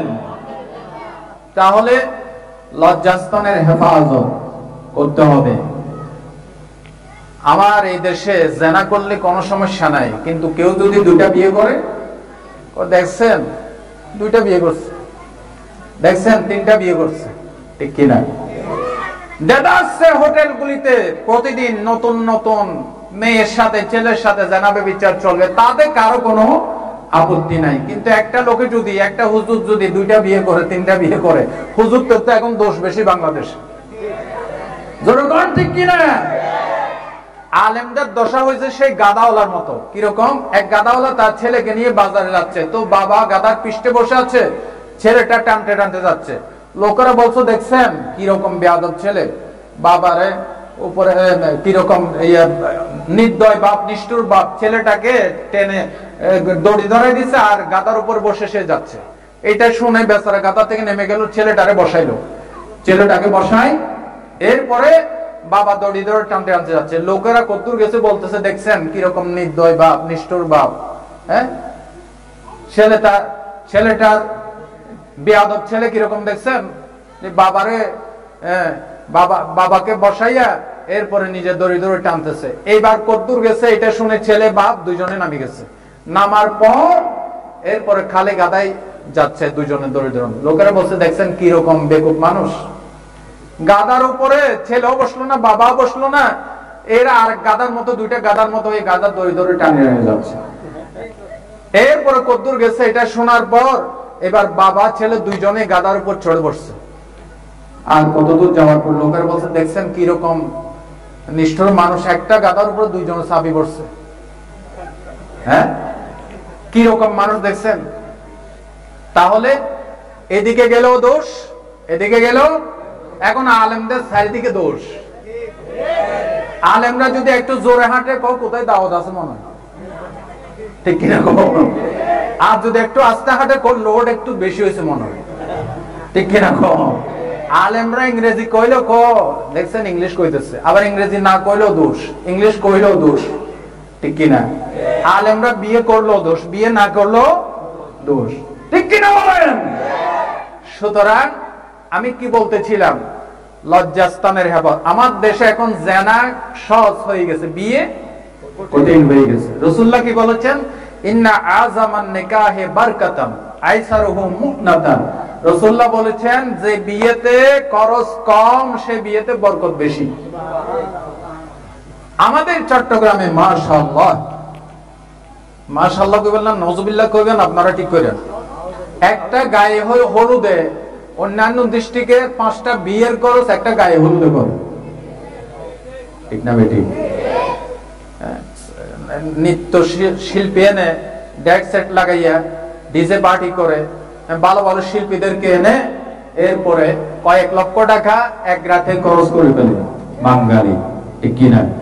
জনগণ ঠিক কিনা? সুতরাং বিয়েকে সহজ করতে হবে। আমার দেশের মা বোনেরা, গার্ডিয়ানরা কই আমার ছেলে এখনো নিজের পায়ে দাঁড়াতে পারে না, এই জন্য বিয়ে করায় না। তো এতদিন কার পায়ে দাঁড়াইছিল, ঠিক কিনা? নিজের পায়ে দাঁড়াতে পারে না। আরে ভাই, আপনার ছেলে বিয়ে, আপনি যদি সঠিক বয়সে আপনার ছেলেকে মেয়েকে বিয়ের বন্দোবস্ত না করেন, এই ছেলে মেয়ে যদি জেনা ব্যভিচারে লিপ্ত হয়, ওয়াল্লাহি আল্লাহর কসম, মা বাবাকে কিয়ামতের দিন আসামির কাঠ গড়ায় দাঁড়াতে হবে, ঠিক কিনা বলেন? বিয়েটাকে সহজ করে দেন। আপনার ছেলে বিয়ে করার জন্য একবারে 20 লক্ষ টাকার মালিক হইতে হবে না, হ্যাঁ, যত সামান্য কিছু ইনকাম করলে ছেলেটাকে বিয়ে করাই দেন, বরকত হবে, ঠিক কিনা? দেখেন না হযরতে মা ফাতেমাতুজ জহরার বিয়েটা কেমন হয়েছে দেখেন। রাসূলুল্লাহর কাছে প্রতিদিন বিয়ের প্রস্তাব আসে মা ফাতেমার জন্য, কিন্তু রাসূলুল্লাহ রাজি হয় না। ওসমানে নিয়ে গেছে প্রস্তাব, ভালো ভালো সাহাবীরা নিয়ে গেছে, রাসূলুল্লাহ রাজি হয় না। এবার সবাই হযরত আলীকে ধরে ঠেলতেছে, কিরে আলী তুমি যাও না, তুমি তো রাসূলের ঘরের 51 একজন সদস্য, তুমি প্রস্তাবটা নিয়ে যাও। ভাই আমি যে বিয়ে করবো, আমার কোনো টাকা পয়সা নাই। লোকেরা যখন ঠেলাঠেলি করলো, হযরত আলী আল্লাহর নবীর দরবারে গিয়ে বসলেন। বিশ্ব নবী বলেছেন, কিরে আলী কি জন্য এসেছো, কিছু বলবে নাকি? হযরত আলী বোবা হয়ে গেলেন, নবীর সামনে কথা বলার সাহস করলেন না। এবার বিশ্ব নবী বলেন, আলী রে, তুমিও যদি কিছু না বলো, তোমার চেহারা দেখে আমি বুঝে ফেলেছি, আমার মন বলতেছে আলী তুমি যদি আমার কন্যা ফাতেমাকে বিয়ে করো, তাহলে আমি আল্লাহর পক্ষ থেকে আল্লাহ এবং আমি রাসূল খুশি হয়ে যাব। হযরত রাসূল যখন এই কথা বললেন, হযরত আলী বলেন, ইয়া রাসূলুল্লাহ, আমি বিয়ে কি দিয়ে করব, আপনি আমার খবর জানেন, আমার তো কিছু নাই, মোহরনা দেওয়ার কিছু নাই। হযরত রাসূল বলেন, আলী তোমার একেবারে কিছুই নাই? বলে, আছে ইয়া রাসূলুল্লাহ, একটি ঘোড়া আর তলোয়ার বর্ম। আল্লাহর নবী বললেন, ঘোড়ার তলোয়ার রেখে দাও, জমা রেখে দাও, এখনো যুদ্ধ শেষ হয় নাই। তোমার বর্মটা বাজারে বিক্রি করে তুমি মোহরানার জন্য, বিয়ের জন্য টাকার ব্যবস্থা করো।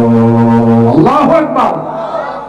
এই বর্মটা নিয়ে তিনি ছুটলেন বাজারের দিকে। পথিমধ্যে হযরত ওসমান গনির সাথে দেখা, রাদিয়াল্লাহু তাআলা আনহু। ওসমান বললেন, ভাই আলী যাও কই? আমি যাচ্ছি। তুমি শোনো নাই? কি রাসূলের কন্যা ফাতেমার সাথে আমার বিয়ে ঠিক হয়েছে। সুবহানাল্লাহ। দেখবেন বিয়ে যখন ঠিক হয়, যুবক যুবতী ছেলেও ঘুমায় না, মেয়েও ঘুমায় না আনন্দে, ঠিক কিনা?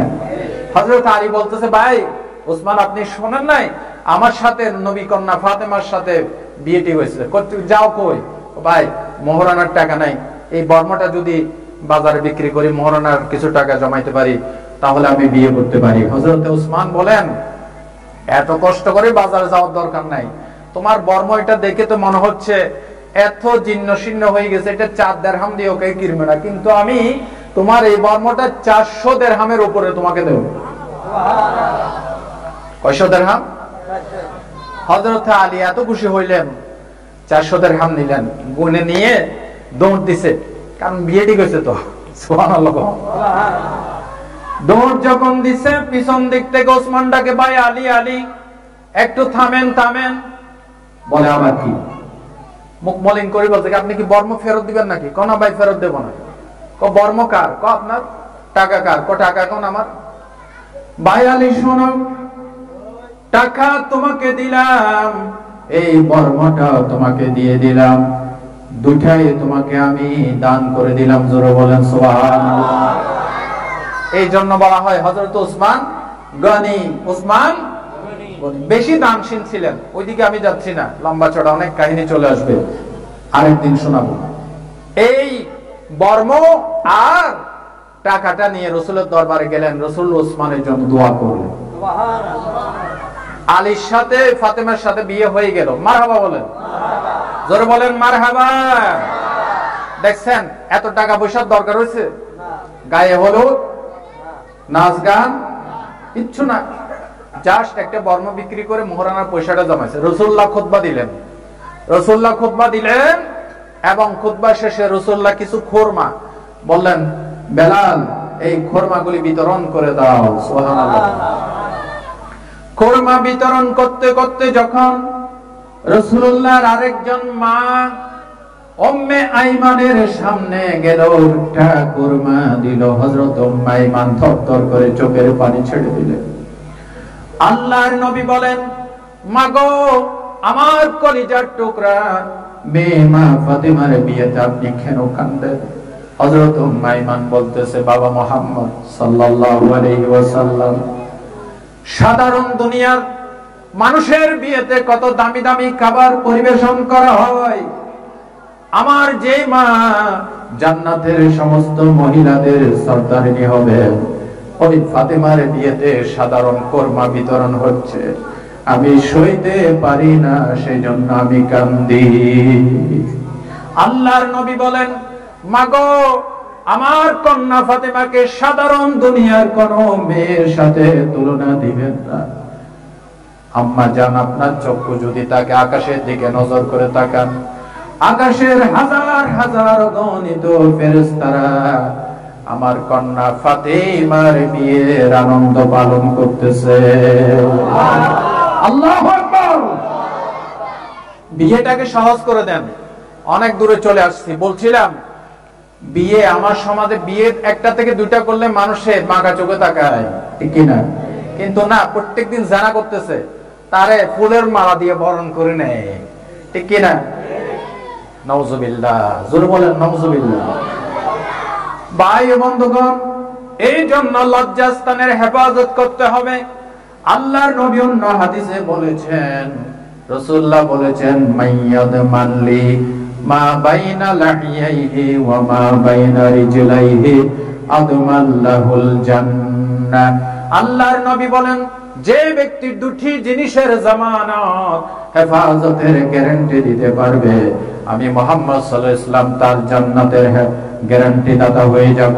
নাম্বার 1, দুই মুখের মধ্যখানে জিহ্বার গ্যারান্টি যে দিতে পারবে, আর যে ব্যক্তি দুই পায়ের মাঝখানে লজ্জাস্থানের হেফাজতের গ্যারান্টি দিতে পারবে, আমি মুহাম্মদ সাল্লাল্লাহু আলাইহি ওয়াসাল্লাম তার জন্য জান্নাতের জমিনদার হয়ে যাব। চারটা বলেছি। 5 নম্বর বিশ্বনবী বলেন, ওয়াগুদ্দু আবসারাকুম, যারা চোখের হেফাজত করবে, আমার নবী বলেছেন কিয়ামতের দিন আমি মুহাম্মদ তাকে জান্নাতে প্রবেশ করাইয়া দেব। কিসের হেফাজত? চোখের হেফাজত। এই চোখ দুইটা দিবেন কে? আল্লাহ। একটা চোখ যার নাই, সে জানে একটা চোখের দাম কত, ঠিক কিনা বলুন? এই চোখ দুইটা কে দিবেন? আল্লাহ। এই যে আমি বসে আছি, আপনারা বসে আছেন, এই চোখ দিয়ে প্রত্যেকটা মানুষকে গাছপালা, তৃণলতা, আসমান জমিন, মানুষ, গ্রহ, চন্দ্র, সূর্য আলাদা আলাদা দেখা যায় না? সবটা মিলে একটা দেখা যায়? হ্যাঁ, আলাদা আলাদা দেখা যায়। কেন দেখা যায় কোনদিন চিন্তা করছেন? এখন বর্তমান চিকিৎসা বিজ্ঞানীরা বলছেন, আপনার এই যে ডান চোখ, এই ডান চোখের ভিতরে 13,000 ক্যামেরা আল্লাহ ফিটিং করে রাখছে। এই লেভেন্টিস মার্কা সুবহানাল্লাহ কাজ হইতো না। আরো জোরে বলেন। ডাইন চোখে কয় হাজার ক্যামেরা? 13,000। ঠিক তদ্রুপ চিকিৎসা বিজ্ঞানে বলেছেন আপনার এই বাম চোখে 13,000 ক্যামেরা আল্লাহ ফিটিং করে রাখছে।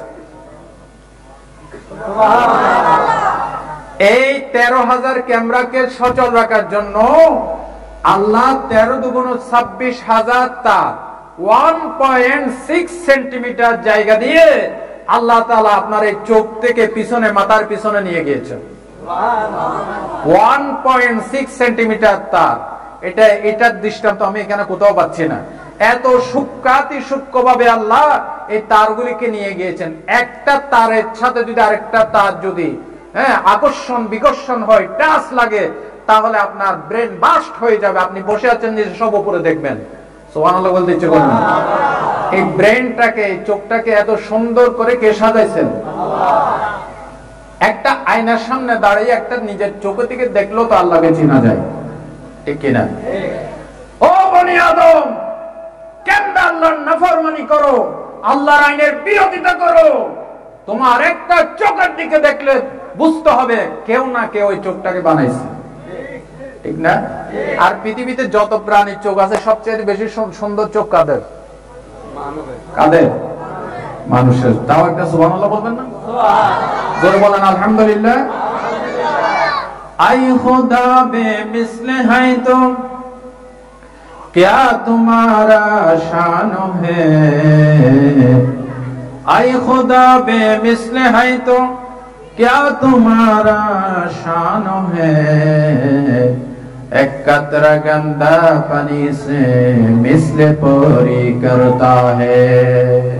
কবি বলতেছেন আল্লাহ তোমার কুদরতের শান কিভাবে বয়ান করব, তুমি এক কাতরা নাপাক পানি দিয়ে পরীর মতো সুন্দর মানুষ বানাই দিছো। এটা কবির কথা। আসলে তো মানুষ পরীর চাইতে বেশি সুন্দর। লাকাদ খালাকনাল ইনসানা ফি আহসানি তাকওয়িম, we created man in the best of moulds. Allah বলেন নিশ্চয় আমি মানুষকে সবচেয়ে সুন্দর অবয়বে, সুন্দর গঠন আমি মানুষকে সৃষ্টি করেছি। ও মানুষ, ইয়া আইয়ুহাল ইনসান মা গাররাকা বিরাব্বিকাল কারীম, কিসে তোমার সেই গৌরবান্বিত মহামান্বিত প্রভুর ইবাদত থেকে কিসে তোমাকে গোমরা করে দিল? কথাটি কিনা বলেন। সুতরাং একটা চোখের দাম কেউ দিতে পারবেন? একটা চোখ নষ্ট হয়ে যাক, বাজারে একটা চোখ কিনতে পাবেন না। এই চোখের কথা স্মরণ করায় দিয়া আল্লাহ রাব্বুল আলামিন বলছেন সূরাতুল বালাদের ভিতরে, আলাম নাজআল লাহু আইনাইন ওয়া লিসানান ওয়া শাফাতাইন। বান্দা, আমি কি তোমাকে দুইটা চোখ দেই নাই? কে জিজ্ঞাসা করতেছেন? আল্লাহ। বান্দা, আমি কি তোমাকে দুইটা চোখ দেই নাই? কে দিয়েছেন? আল্লাহ। আল্লাহ। ভাই ও বন্ধুগণ, এই চোখের দৃষ্টি শক্তি সম্পর্কে আল্লাহ কিয়ামতের দিন জিজ্ঞাসা করবেন। আল্লাহ রাব্বুল আলামিন বলেছেন, ইন্নাস সামআ ওয়াল বাসারা ওয়াল ফুআদা কুল্লু উলাইকা কানা আনহু মাসউলা। আল্লাহ তাআলা বলেন নিশ্চয় তোমার শ্রবণ শক্তি সম্পর্কে, চোখের দৃষ্টি সম্পর্কে, অন্তরের কল্পনা সম্পর্কে কিয়ামতের দিন আমি তোমাদেরকে জিজ্ঞাসা করব। কথা ঠিক কিনা বলেন? চোখ দিয়ে আল্লাহ যা দেখতে নিষেধ করেছেন সেটা দেখা যাবে? দেখা যাবে?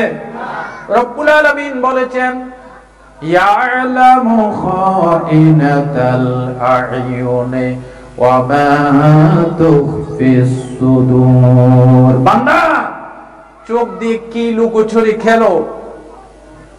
সানগ্লাস লাগাইয়া কোন মেয়ের দিকে দেখো, কেউ টের না পেল, একজনে জানেন। তিনি কে? আল্লাহ। জানেন কিনা বলেন? কোন দিকে দেখছো, কেন দেখছো, আমার কাছে জবাব দিতে। দেখেন, চোখ দিয়ে যেমন আল্লাহ পাকের নাফরমানি করা যায়, আবার চোখ দিয়ে আল্লাহকে সবচেয়ে বেশি রাজি করা যায়। চোখের ভিতরে আল্লাহকে রাজি করার জন্য আল্লাহ একটা মেডিসিন দিয়েছেন, পানি জাতীয়। এটার নাম কি? চোখের যেরকম না, এটা কি? চোখের পানি। তারপর হুজুর করতে কইলেন, আল্লাহর নবী তিরমিজির হাদিসে বলেছেন, লাইসা শাইউন আহাব্বা ইলাল্লাহি মিন قطرتين وأسرين قطرة دموع من خشية الله وقطرة دم تهراق في سبيل الله বলেন আল্লাহু আকবার। আল্লাহর নবী বলেন আল্লাহর কাছে দুইটা ফোঁটা বেশি প্রিয়। জোরে বলেন কয়টা? দুইটা ফোঁটা আল্লাহর কাছে বেশি প্রিয়। একটা হলো বান্দা যখন গুনার কথা স্মরণ করে রাতের অন্ধকারে চোখ দিয়ে তরতর করে পানি ছেড়ে দেয়, আল্লাহর নবী বলেছেন এই চোখের পানি ফোঁটা আল্লাহর কাছে বেশি প্রিয়। দ্বিতীয় নাম্বার, জিহাদের ময়দানে বান্দা যখন আল্লাহর দ্বীনের জন্য, কোরআনের জন্য রক্ত ফোঁটা বিলাই দেয়, আল্লাহর নবী বলেছেন এই রক্ত ফোঁটা আল্লাহর কাছে বেশি প্রিয়। বলেন সুবহানাল্লাহ। ও ভাইরা, এই চোখের পানি ফোঁটা যখন আল্লাহর কাছে ছেড়ে দিবেন, আল্লাহ আপনার জীবনের সব গুনাহ মাফ করে দিবেন। ইচ্ছা করলে আপনি আল্লাহকে চোখ দিয়ে রাজি করতে পারেন। কথা ঠিক কিনা বলেন? যে চোখটি কাঁদে আল্লাহর ভয়ে, রাতের আঁধারে দিনের প্রহরায় রাতে জেগে কাটে, জানো কি তুমি এই দুটি চোখ যাবে না কখনো জাহান্নামে। জোরে বলেন সুবহানাল্লাহ। আল্লাহর নবী বলেছেন যে চোখ জাহান্নামের ভয়ে, আল্লাহর ভয়ে গুনাহ করেছে, ভয়েতে রাতের অন্ধকারে চোখ দিয়ে পানি ছেড়ে আল্লাহর কাছে কাঁদে, আমার নবী বলেছেন ওই চোখ জাহান্নামে যাবে না। জোরে বলেন সুবহানাল্লাহ। ভাই ও বন্ধুগণ, বিশ্বনবী বসেছিলেন, হযরত ওমর এসে বললেন, দেখলেন নবীজি কাঁদতেছে। হযরত ওমর বলেন, ইয়া রাসূলুল্লাহ আপনি কেন কাঁদেন? নবীজি বলেন, ওমর রে, একটু আগে আমার কাছে জিবরাইল এসেছিল।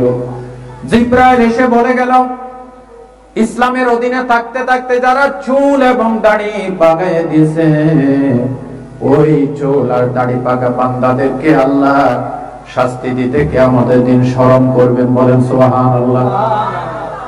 হযরত ওমর বলেন, ইয়া রাসূলুল্লাহ এটা উম্মতের জন্য কত বড় খুশখবরি, আপনি কাঁদতেছেন কেন? এটা তো উম্মতের জন্য শুভ সংবাদ। আল্লাহর নবী বলেন, শোনো ওমর, আমার কান্নার কারণ ভিন্ন। যেই মাবুদ, যেই রব সাদা দাড়িওয়ালা চুল পাকা দাড়ি পাকা বান্দাকে শাস্তি দিতে শরম বোধ করবেন, সেই চুল আর দাড়ি পাকা বান্দাগুলি আল্লাহর সাথে নাফরমানি করতে তাদের শরম করে না। আল্লাহু আকবার। আমি এই লজ্জায় কাঁদতেছি। ভাই ও বন্ধুগণ, এই জন্য এই চোখ দিয়ে এদিক ওদিক দেখা যাবে না, বেগানা নারীর দিকে দেখা যাবে না। এই চোখ বেশি বেশি দেখবেন, চোখ দিয়ে কোরআন দেখবেন, হাদিস দেখবেন, হাদিস পড়বেন, চোখ দিয়ে কাবা দেখবেন, চোখ দিয়ে আল্লাহর সৃষ্টি জগৎ দেখবেন, যেগুলি দেখা যায় আছে। কথা ঠিক কিনা বলেন? ভাই ও বন্ধুগণ, আল্লাহর নবী বলেন এই চোখের যদি গ্যারান্টি দিতে পারো, আমি নবী কিয়ামতের দিন তোমাদের জন্য জান্নাতের গ্যারান্টি দাতা হয়ে যাব। আরো জোরে বলেন সুবহানাল্লাহ। তাহলে এই চোখ দিয়ে বেগানা নারী দেখা যাবে? আল্লাহ যা দেখতে নিষেধ করেছেন এগুলি দেখা যাবে না। 5টা বলেছি, লাস্ট এবং ফাইনাল। 6 নাম্বার, রাসূলুল্লাহ বলেছেন ওয়াকুফু আইদিয়াকুম, তোমরা তোমাদের হাতের হেফাজতের গ্যারান্টি দাও। আমি মুহাম্মদ সাল্লাল্লাহু আলাইহি ওয়াসাল্লাম তোমাকে জান্নাতের গ্যারান্টি দেব। সুবহানাল্লাহ। এই যে হাত, এই দুটা কি? হাত। এই হাত কয় এরকম? এটা হচ্ছে বাস্তব হাত, আবার অনেকগুলি অন্য হাতও আছে। ক্ষমতার হাত, শক্তির হাত, সাহায্যের হাত, টাকা পয়সার হাত, প্রভাব প্রতিপত্তির হাত আছে কিনা? কিয়ামতের দিন আল্লাহ সবগুলি হাতের বিচার করবেন, ঠিক কিনা? আপনার হাত কত দূর লম্বা, আপনার এই হাত দিয়ে কত অবৈধ সিগনেচার দিয়েছেন, কত মদের লাইসেন্স দিয়েছেন, কত মানুষকে হত্যার নির্দেশ দিয়েছেন, সবকিছু কে জানে? আল্লাহ জানে। আল্লাহ বলেন শুধু এই হাতের বিচার করো, তোমার হাত কত দূর লম্বা এটা কেউ না জানলেও কে জানেন? সবগুলি হাত। লোকেরা কয় না কই এই কাজে আমার কোনো হাত নাই, হাত নাই মানে আমি নিজে, আমার কোনো সাহায্য সহযোগিতা নাই। হাত মানি সহযোগিতা, হাত মানি প্রভাব, হাত মানি ক্ষমতা, অনেক কিছু আছে। এই সবগুলি হাত কিয়ামতের দিন আল্লাহ জবাব নিবে, ঠিক কিনা বলবো? রব্বুল আলামিন কুরআন শরীফে বলেছেন আল-ইয়াওমা নাখতিমু আলা আফওয়াহিহিম ওয়া তুকাল্লিমুনা আইদিহিম ওয়া তাশহাদু আরজুলুহুম বিমা কানু ইয়াকসিবুন। সে কিয়ামতের দিন আমি তোমাদের জবান বন্ধ করে দেব। পারবেন কিনা আল্লাহ? বিশ্বাস হয় না? না, যদি বিশ্বাস না হয় আল্লাহ দৃষ্টান্ত রেখে দিয়েছেন। আপনার মতো আমার মতো জিহ্বা আছে, দাঁত আছে, ঠোঁট আছে, কথা বলতে পারে না। আমাদের সমাজে নাম কি? বোবা। কি নাম? বোবা। তাহলে তাকে বোবা বানিয়েছে কে? আল্লাহ। তাহলে বোঝা গেল আল্লাহ কিয়ামতের দিন যত বড় মাপের মাওলানা হোক, যত বড় মাপের রাজা হোক, বাদশা হোক, নেতা হোক, যেই হোক, আল্লাহ কিয়ামতের দিন জবান বন্ধ করে দিবে।